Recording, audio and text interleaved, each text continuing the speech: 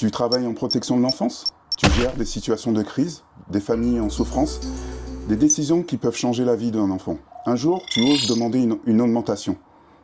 Et quelqu'un te répond, mais c'est une vocation, non? Sous-entendu, t'as pas choisi ce métier pour l'argent, donc ferme-la. Aujourd'hui, on va explorer cet argument. Bonjour Monsieur Théron. Bonjour. On entend souvent que les travailleurs sociaux exercent leur métier par vocation. Pourquoi ce terme vous dérange-t-il? Parce qu'il ne décrit pas un métier, il raconte une histoire. Et cette histoire est presque toujours morale, celle de personnes qui se dévouent, entre guillemets, qui seraient animées par quelque chose de supérieur au travail lui-même. Le problème, c'est qu'en utilisant le mot vocation, on quitte le terrain des faits pour entrer dans celui de l'idéologie. On ne parle pas de compétences, de charge de travail, de responsabilité juridique ou de conditions d'exercice. On parle d'un éventuel appel, comme si le métier relevait d'une disposition intérieure et non d'une profession structurée. Et surtout, ce mot a une fonction très concrète. Il permet de rendre certaines revendications presque suspectes. Dès que tu es, comme on pourrait dire, vocationné, tu es censé accepter plus de contraintes, moins de reconnaissance et surtout moins de rémunération.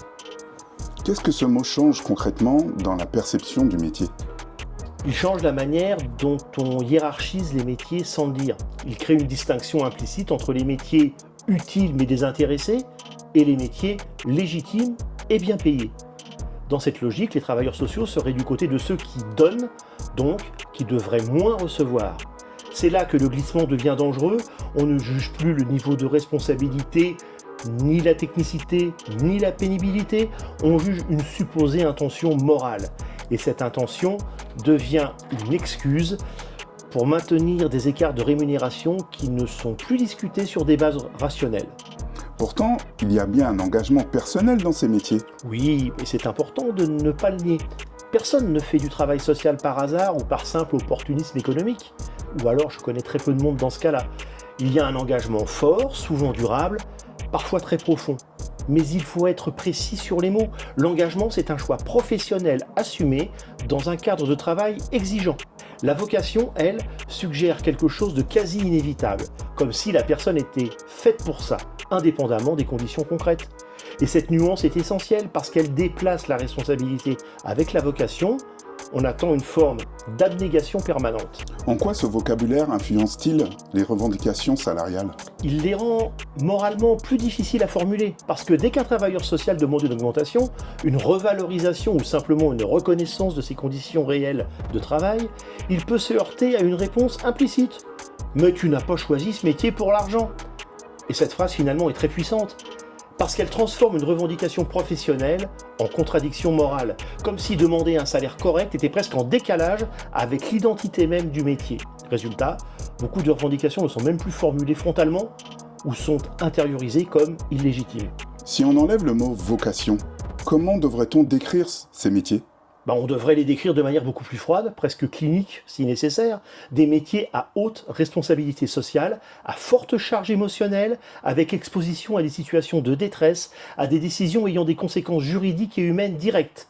Ce sont aussi des métiers qui demandent des compétences techniques, analyse de situation, rédaction de rapports, travail partenarial avec la justice notamment, accompagnement éducatif, évaluation du danger et du risque. Donc ce sont des métiers complexes, structuré, exigeant. À partir de là, la question du salaire n'est plus une question morale, c'est une question de cohérence professionnelle. Pourquoi ce terme continue-t-il malgré tout à être utilisé?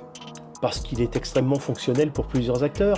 Il est confortable pour les institutions car il permet de maintenir un système où la reconnaissance symbolique remplace en partie la reconnaissance matérielle. Il est aussi confortable dans le discours public parce qu'il valorise l'image du travail social comme un espace entre guillemets noble, presque héroïque, peuplé de personnes dévouées. Mais cette valorisation symbolique a un coût. Elle invisibilise les contraintes réelles du métier. Et surtout, elle déplace le débat. Au lieu de parler de budget, de grille salariale ou de conditions de travail, on parle d'engagement et de dévouement. Quelles sont les conséquences de cette vision sur le terrain? Elles sont très concrètes. D'abord, une usure professionnelle importante, fatigue émotionnelle, surcharge mentale, sentiment de ne pas être reconnu à la hauteur de ce qui est fait. Ensuite, un turnover élevé, parce que les professionnels finissent par partir, Pas forcément par des intérêts du métier, mais par déséquilibre entre investissement et reconnaissance. Et enfin, une fragilisation des services eux-mêmes, moins d'expérience, plus de pression sur ceux qui restent, et donc un cercle qui se referme. Plus on valorise la pseudo-vocation sans parler des conditions matérielles, plus on fragilise la capacité même à exercer correctement le métier. Si vous deviez proposer une alternative au mot vocation, je parlerai simplement de métiers à forte utilité sociale ou de professions de responsabilité humaine et institutionnelle. Ce n'est pas moins noble, c'est juste et plus précis. Et surtout, ça change tout. On sort du registre moral pour revenir dans un registre professionnel.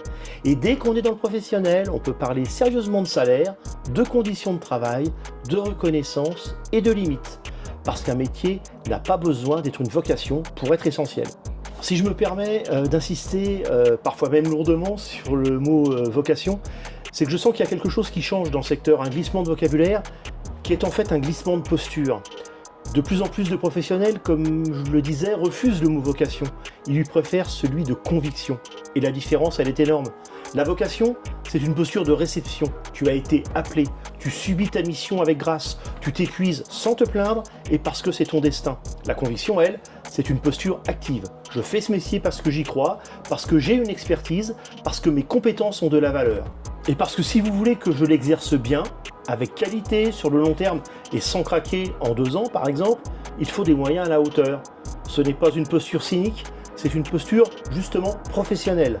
Un médecin qui défend son salaire, on ne lui dit pas qu'il a perdu sa vocation. Un avocat qui négocie ses honoraires, on ne le culpabilise pas. Pourquoi le travailleur social, lui, devrait-il accepter la précarité comme preuve de son engagement? Merci M. Theron. Merci à vous. Alors, prends-toi en main, c'est ton destin. C'est ton destin. Prends-toi en main. C'est ton destin.